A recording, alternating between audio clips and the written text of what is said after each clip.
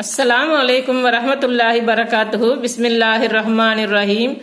அன்பான சகோதர சகோதரிகளே, எல்லாம் வல்ல அல்லாஹ்வின் நல்லடியார்களே, இஸ்லாம் என்னும் பாக்கியத்தை நமக்கு வழங்கிய வல்ல இறைவனுக்கு நன்றி செலுத்தியவர்களாக எனது உரையை ஆரம்பம் செய்கின்றேன். இன்று நாம் காணவிருக்கும் தலைப்பு, பிறர் குறைகளை துருவி துருவி ஆராயாதீர்கள். மனிதர்களில் யாரும் தவறுக்கும் குறைகளுக்கும் அப்பாற்பட்டவர்கள் கிடையாது. இதில் நபிமார்களும் அடங்குவார்கள். இப்படித்தான் நாம் நம்பிக்கை கொள்ள வேண்டும். தவறுகளை செய்பவர்கள் இரண்டு வகையாக இருக்கலாம். சிலர் தவறுகளை பகிரங்கமாக செய்வார்கள். இன்னும் சில தவறுகளை யாருக்கும் தெரியாமல் மறைமுகமாக செய்வார்கள். வெளிப்படையாக செய்யப்படும் தவறுகளை நாம் விமர்சனம் செய்யலாம், அதை கண்டிக்கலாம்.